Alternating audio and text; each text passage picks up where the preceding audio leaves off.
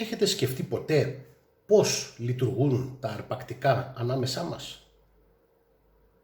Έχετε αναρωτηθεί πώς στοχεύουν τα θύματά τους? Έχετε αναρωτηθεί μήπως εσείς παρουσιάζετε τα χαρακτηριστικά σημάδια ενός θύματος? Έχετε αναρωτηθεί μήπως τι και πώς μπορείτε να κάνετε κάτι για μια περίπτωση που σας στοχεύουν και κινδυνεύετε? Και αν έχετε λάβει μέρος σε κάποια σεμινάρια ή ασχοληθεί με κάποια πολεμική τέχνη σε κάποιον αθλητικό σύλλογο, αναφέρθηκαν ή ανέλυσαν αυτά ποτέ? Είστε απολύτως σίγουροι ότι μπορείτε να αντιμετωπίσετε τέτοια επισφαλή κατάσταση? Το έχετε δοκιμάσει ή καταφέρει με επιτυχία? Και αν φτάσετε σε σημείο που χρειάζεται να χρησιμοποιήσετε βία για να σωθείτε, μπορείτε εναντίον μη συνεργάσιμου οπλισμένου αντιπάλου ή και πολλών αντιπάλων? Σε επέκταση του θέματος αυτοπροστασία που αναφέρθηκε στην προηγούμενη παρουσίαση με αριθμό 12, σε αυτή την παρουσίαση θα μιλήσω για αυτά τα θέματα και θα προτείνω κάποιες λύσεις.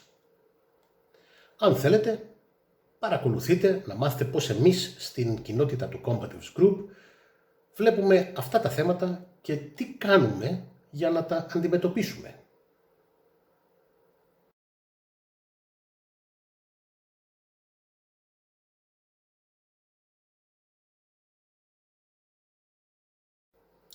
Γεια σας, είμαι ο Ζακ. Διδάσκω δεξιότητες προσωπικής ασφάλειας, αυτοπροστασίας και αν χρειαστεί αυτοάμυνας σε άνδρες και γυναίκες που έχουν την ανάγκη να νιώθουν αλλά και να είναι ασφαλείς. Μία μόνιμη κατάσταση ανησυχίας βιώνουν οι περισσότερες γυναίκες που ζουν σε πόλεις και ιδιαίτερα σε μεγάλες πόλεις. Μερικές γυναίκες ζουν σε μια διαρκή κατάσταση ανησυχίας ή και φόβου. Ειδικά το βράδυ όταν γυρνούν στο σπίτι, όταν βρεθούν σε σκοτεινό δρόμο, όταν είναι μόνες στο αυτοκίνητο, όταν μπαίνουν ή βγαίνουν από το ασανσέρ παρουσία αγνώστων ανδρών κλπ. Γιατί? Επειδή όλες αυτές οι καταστάσεις ενέχουν ενδυνάμει κινδύνους. Η κίνδυνη μπορεί να είναι μια απλή παρενόχληση μέχρι και επίθεση με άγνωστη έκφαση. Παρενοχλούνται με διάφορους τρόπους από άνδρες που θεωρούν δεδομένο ότι έχουν το δικαίωμα να το κάνουν, απλά επειδή είναι άντρας. Όταν είναι μόνες, είτε σε δημόσιο χώρο, είτε ασυνόδευτες υπό την παρουσία αγνώστων, νιώθουν πάντα έστω και ελαφρώς άβολα και ίσως αμήχανα, έχοντας πλήρη γνώση του πόσο μειονεκτούν φυσικά εναντί των ανδρών. Η αλήθεια είναι ότι τίποτα δεν θα αλλάξει αν δεν επιχειρήσουν να κάνουν κάτι για αυτό. Συχνά οι άνθρωποι πιστεύουν ότι η εγγραφή στον τοπικό τους αθλητικό σύλλογο πολεμικών τεχνών είναι η διαδρομή που πρέπει να ακολουθήσουν για να αυξήσουν την αυτοπεποίθηση και τις ικανότητές τους. Αυτό ισχύει εν μέρει, όμως πολλοί πιστεύουν ότι θα καλλιεργήσουν και δυνατότητες αυτοάμυνας. Η λογική είναι σωστή, διότι όντως κάνουν κάτι. Όμως το πρόβλημα κατά την γνώμη μας στο Combatives Group είναι ότι η επιλογή τους δεν είναι. Είμαστε της άποψης ότι αυτό που είναι απαραίτητο είναι ένα πρόγραμμα αυτοπροστασίας και αυτοάμυνας. Το σύνηθες ερώτημα που αυτόματα τίθεται είναι, δεν είναι το ίδιο πράγμα? Όχι βέβαια.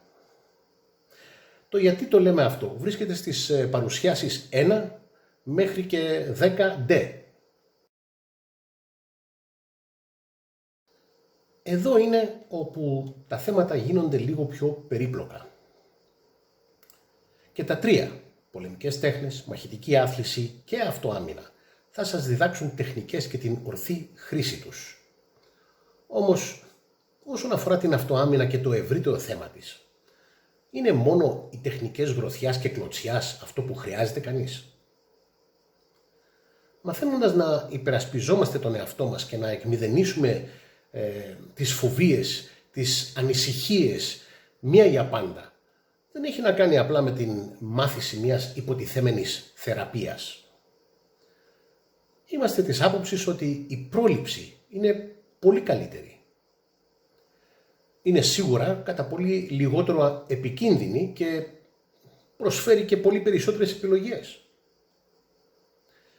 Μαθαίνοντας για την θυματοποίηση, την μετατροπή ανθρώπου σε θύμα, αυτό που λέμε victimization, δηλαδή την διαδικασία επιλογής και στοχοποίησης που χρησιμοποιούν τα αρπακτικά της κοινωνίας, είναι ανώδυνο, εξυπηρετικό, χρήσιμο και εξαιρετικά κατατοπιστικό. Αποτελεί ταυτόχρονα ένα πραγματικά απότομο ξύπνημα, ακόμη και για τους ανθρώπους που δεν αμφιβάλλουν για τις σωματικές τους ικανότητες. Έχοντας γνώση για αυτά τα θέματα, βάζουν τον καθένα που τις κατέχει σε θέση ισχύως λόγω γνώσης και ικανότητας έγκυρης ανίχνευσης, επεξεργασίας και ανάλυσης, άρα και προετοιμασίας. Είναι αποκαλυπτικό. Και πάλι, κανένας αθλητικός σύλλογος πολεμικών τεχνών δεν διδάσκει το αντικείμενο των συνηθιών που είναι απαραίτητες για την αυτοπροστασία. Και όσοι υποστηρίζουν ότι το κάνουν, απλά το αναφέρουν χωρίς να εμβαθύνουν. Άρα, πράττουν λιπώς. Για να γίνει μια συνήθεια, πρέπει να ενισχύεται συνεχώς. Οι άνθρωποι γίνονται σκλάβοι συνηθιών. Αν πρόκειται λοιπόν να είναι κανείς σκλάβος συνηθιών, τότε δεν είναι καλύτερο να καλλιεργήσει καλές συνήθειες? Η συστηματική σειρά ενεργειών της μάθησης των διαδικασιών αυτοπροστασίας διαρκεί πολύ περισσότερο από ό,τι οι περισσότεροι άνθρωποι πιστεύουν. Δεν είναι δύο κουβέντες και τελειώσαμε. Ο λόγος για αυτό είναι ότι ένας άνθρωπος χρειάζεται χρόνο για να διαμορφώσει τις καλές συνήθειες. Ένας από τους λόγους για αυτό είναι ότι πρέπει να τις μάθει μία-μία, κάθε φορά. Διαφορετικά η ανθρώπινη τάση είναι να μπερδεύεται. Αυτό είναι ιατρικό δεδομένο.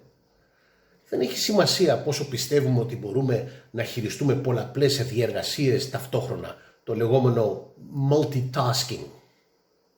Δεν μπορούμε. Αφού έχουμε καθορίσει ποια ιδιότητα θέλουμε να αποκτήσουμε, θα πρέπει να την επαναλαμβάνουμε σε τακτική βάση, ασκώντας την συνεχώς μέχρι να γίνει συνήθεια. Στην συνέχεια επιλέγουμε την επόμενη ιδιότητα που επιθυμούμε να αποκτήσουμε και ακολουθούμε την ίδια διαδικασία. Ποια είναι τα θετικά αυτής της διαδικασίας? Κατά την ολοκλήρωση της εκμάθησης των συνηθιών και πρακτικών της αυτοπροστασίας, αυτές εκτελούνται πλέον ασυνείδητα. Με απλά λόγια, λόγω καλών συνηθιών, θα είμαστε σε θέση να εντοπίσουμε πιθανά προβλήματα πριν καν υλοποιηθούν. Και είναι πολύ ασφαλέστερο, άρα και καλύτερο να μπορεί να αποφύγει κανείς επικίνδυνες καταστάσεις εγκαίρως, από το να πρέπει να ασχοληθεί με αυτές. Αυτές είναι συνήθειες που συχνά αναφέρονται ως νοητικές συνήθειες. Όμως, χωρίς συνεχόμενη εφαρμογή, τείνουμε να τις ξεχνάμε επίσης ταχύτερα από τις φυσικές τεχνικές, με αποτέλεσμα να πιανόμαστε ξεβράκωτοι ευκολότερα. Η διαδικασία εκμάθησης των τακτικών αυτοάμυνας και των τεχνικών αυτοάμυνας είναι πολύ ταχύτερη από εκείνη της αυτοπροστασίας. Επαναλαμβανόμενες φυσικές ενέργειες γρήγορα αφομοιώνονται από το νευρομυϊκό σύστημα και ενισχύονται συνεχώς από την συχνή επανάληψη. Δεν μπορούμε να αγνοήσουμε το γεγονός ότι η επανάληψη των τακτικών και τεχνικών μπορεί να γίνει ανιαρή στην εκπαίδευση. Όμως σώζει ζωές σε επικίνδυνες καταστάσεις, ειδικά όταν βασίζονται σε έμφυτες φυσικές αντιδράσεις, όπως γίνεται στο Competence Group. Κάθε επανάληψη ενισχύει τις συνάψεις των νευρώνων στον εγκέφαλο που στέλνουν εντολές σε συγκεκριμένες μυϊκές ομάδες. Με την πάροδο του χρόνου και τις εκατοντάδες χιλιάδες επαναλήψεις σε ορισμένες περιπτώσεις γίνονται ασυνείδητες ενέργειας. Σκεφτείτε τις αλλαγές των ταχυτήτων κατά την οδήγηση. Αυτές είναι που συχνά αναφέρονται ως φυσικές συνήθειες. Πόσο έτοιμοι είστε? Το σύνδεμα των προσκόπων καλύπτει τέλεια τις πρακτικές αυτοπροστασίας. Το έσω έτοιμος είναι καλή συμβουλή. Γιατί? Επειδή όσο πιο καλά προετοιμασμένοι είμαστε για να αντιμετωπίσουμε μία κρίση, τόσο μικρότερες οι πιθανότητες να χρειαστεί να το κάνουμε. Αυτό λόγω του προλαμβάνει, αν θέλετε, και της εμπειρίας αναγνώρισης και εκμάθησης χειρισμού της. Όσο περισσότερο έχουμε εκπαιδευτεί ρεαλιστικά για τέτοιες καταστάσεις, δηλαδή καλλιεργήσαμε συνήθειες για να διακρίνουμε την δυναμική ενός προβλήματος εγκαίρως, τόσο περισσότερο το κατανοούμε. Τόσο καλύτεροι θα είμαστε στο να απουσιάζουμε, να αποφεύγουμε και να αποδράτουμε από αυτό ή και να το χειριζόμαστε επιδέξια. Πολύ συχνά οι άνθρωποι λανθασμένα πιστεύουν ότι ξαφνικά θα βρεθούν σε έναν αγώνα για την ζωή τους. Και αυτό οφείλεται στον τρόπο προώθησης ή και προβολής μιας κατάστασης αυτοάμυνας και την υποτιθέμενη αντιμετώπιση της από τους εξίσου υποτιθέμενους ειδικούς του θέματος, χωρίς να εξηγούν ή να δείχνουν πώς φτάνει κανείς εκεί. Αυτό που οι άνθρωποι αποτυγχάνουν να κατανοήσουν είναι ότι το πρόβλημα, δηλαδή η επίθεση, σχεδόν ποτέ δεν εμφανίζεται από το πουθενά. Το πρόσωπο που είναι η αιτία αυτού του προβλήματος πρέπει να περάσει από μια διαδικασία για να είναι σε θέση να το δημιουργήσει. Αυτό σημαίνει ότι η παρατήρηση, η αφομοίωση, η στοχοποίηση, η προετοιμασία, η απόφαση και η δράση απαιτούν και αποτελούν μια διαδικασία. Αυτά τα 6 στοιχεία περιγράφουν μια σειρά ενεργειών που απαιτεί χρόνο. Ο έγκυρος εντοπισμός, η γνώση της διαδικασίας και η επεξεργασία της σειράς της είναι κρίσιμη. Σε αυτό τον χρόνο είναι που εμείς, το πιθανό θύμα, πρέπει να δράσουμε. Αλλά ποιες είναι αυτές οι άλλες μαγικές ιδιότητες που κάνουν την διαφορά?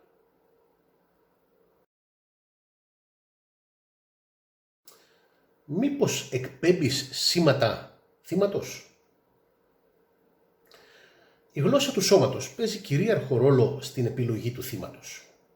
Τουλάχιστον αυτό δήλωσε η συντριπτική πλειοψηφία των βιαστών και άλλων κακοποιών σε ψυχολόγους και εγκληματολόγους.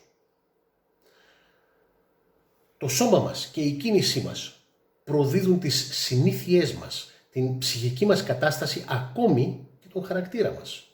Δηλαδή, το είναι μας που συνηθίζουμε να προβάλλουμε προς τα έξω. Είναι μόνο θέμα ελάχιστων δευτερολέπτων μέχρι ο θηρευτής να πάρει μια αίσθηση του ποιος είναι το κατάλληλο θύμα. Φυσικά δεν είναι όλοι οι κατάλληλοι στόχοι στον κατάλογο ενός αρπακτικού. Συνεπώς, για το κάθε θύμα που δέχεται επίθεση, πολλά περισσότερα έχουν απορριφθεί που δεν του ταιριάζουν στην διαδικασία επιλογής θύματος. Τα ανθρώπινα αρπακτικά είναι ουσιαστικά παρατηρητές ανθρώπων. Ψάχνουν για συνήθειες ή χαρακτηριστικά που έχουν ενδυνάμει θύματά τους. Ενεργούν ακριβώς με τον ίδιο τρόπο όπως τα μεγάλα ελουροειδή στην άγρια φύση. Ποια όμως ακριβώς είναι τα κριτήρια επιλογής των θυμάτων τους. Τι είναι αυτό που αναζητούν? Όπως τα μεγάλα ελουροειδή, το ανθρώπινο αρπακτικό θέλει ένα θύμα χαμηλού κινδύνου. Τι σημαίνει αυτό? Για το αρπακτικό το θύμα πρέπει να παρουσιάζει χαμηλό ρίσκο αντίστασης, χαμηλό ρίσκο τραυματισμού και χαμηλό ρίσκο σύλληψης. Δεν θέλει το έργο του να είναι πιο δύσκολο ή επικίνδυνο από την δική του αντίληψη του αποδεκτού ρίσκου. Για να το εξασφαλίσει αυτό, θα επιδιώξει πάντα να αναζητήσει αυτούς που αντιλαμβάνεται ως αδύναμους, υποτακτικούς και το πιο σημαντικό, απίθανο να αντιπετεθούν. Κάθε σημάδι δύναμης ή μη συνεργασίας σε μορφή στεναρής αντίστασης είναι συνήθως αρκετό για να τον οδηγήσει να εγκαταλείψει αυτήν την επιλογή και να αναζητήσει ένα πιο υποτακτικό θύμα. Αυτό μας οδηγεί αυτόματα στο συμπέρασμα ότι η εικόνα που προβάλλουμε είναι συχνά αρκετή για να τον αποτρέψει από το να μας επιλέξει. Είναι σαφές ότι χρειαζόμαστε να σχηματίσουμε τις συνήθειες που προβάλλουν μια πιο δυνατή εικόνα του εαυτού μας. Αλλά είναι αυτό αρκετό? Η γνώμη μας στην κοινότητα του Combatives Group είναι ότι δεν αρκούν. Γιατί? Διότι ένα πεπειραμένο αρπακτικό γρήγορα οσμίζεται το ψεύτικο και όσους το παίζουν σκληροί. Προσέξτε, το παίζουν σκληροί. Τα έχει δει πολλές φορές και λόγω της εμπειρίας του και της εξίσου πεπειραμένης παρέας που έχει, είναι πολύ πιθανό να προκαλέσει το θύμα του γνωρίζοντας ότι μάλλον δεν είναι και τόσο σκληρό και παίζει θέατρο. Αυτός είναι και ο κύριος λόγος που δεν αρκεί να δείχνεις σκληρός για να κομπλάρουν οι άλλοι, αλλά να είσαι και σκληρός και εκπαιδευμένος και πάνω απ' όλα σίγουρος για αυτά.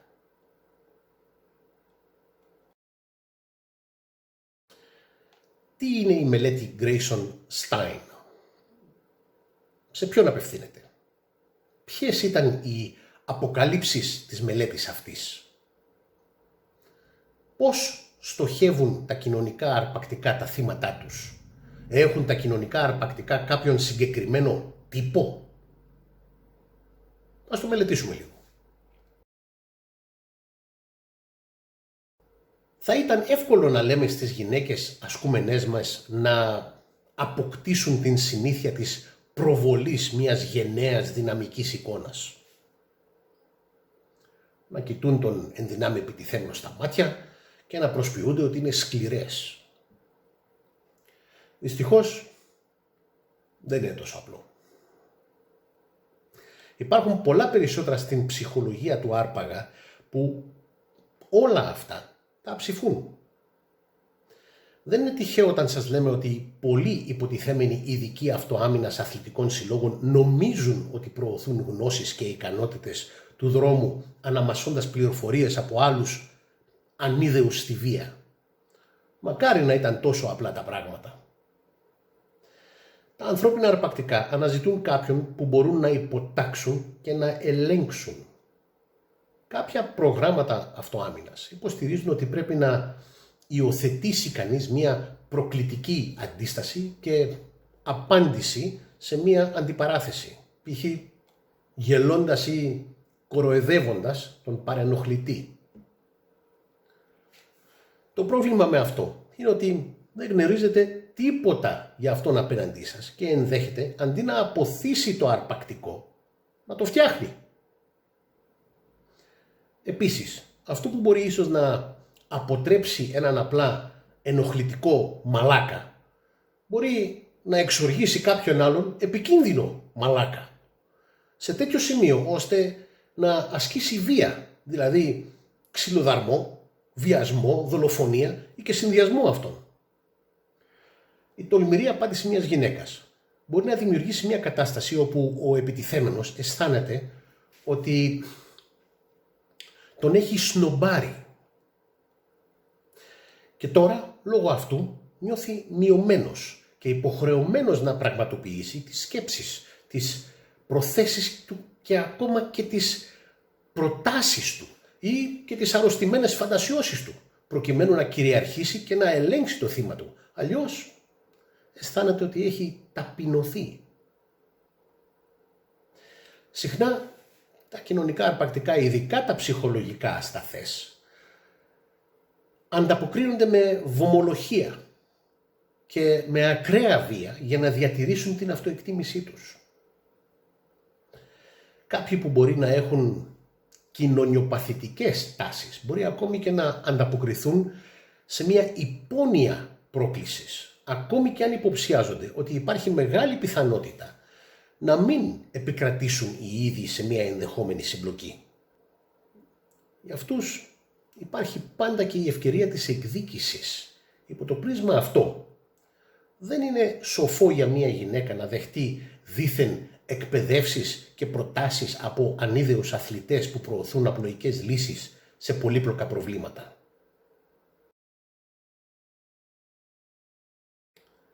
Στη μελέτη Grayson Stein που διεξήχθη το 1984, καθορίστηκαν πολλά από τα κριτήρια επιλογής που εφαρμόζονται από τα κοινωνικά αρπακτικά κατά την επιλογή των θυμάτων τους. Τράβηξαν βιντεοσκοπημένα πλάνα πεζών σε έναν πολυσύχναστο δρόμο μιας μεγάλης πόλης, εν αγνία τους, και έδειξαν την ταινία σε κατάδικους οι οποίοι φυλακίστηκαν για βία εγκλήματα. Βιασμό, ληστεία, ανθρωποκτονία, φόνο, δολοφονία και πάει λέγοντας. Τους ζητήθηκε να προσδιορίσουν τους ανθρώπους που έβλεπαν στην οθόνη, που θεωρούσαν ότι ήταν εύκολα ή επιθυμητά θύματα. Τα αποτελέσματα ήταν αξιοσημείωτα. Οι κατάδικοι έκαναν τις επιλογές τους εντός 7 δευτερολέπτων κατά μέσα όρο και μάλιστα οι επιλογές τους ήταν ίδιες. Αλλά αυτό που μπέρδεψε τους ερευνητές ήταν η έλλειψη συνοχής των ανθρώπων που επιλέχθηκαν ως θύματα. Παραδόξως, πολλές μικρόσμως ή αδύνατες γυναίκες απορρίφθηκαν. Αυτό που ήταν ακόμη πιο εκπληκτικό είναι ότι επιλέγησαν αρκετοί μεγαλόσωμοι άνδρες. Επίσης ήταν προφανές ότι η επιλογή δεν εξαρτήθηκε από τη φυλή, την ηλικία, το μέγεθος ή το φύλο.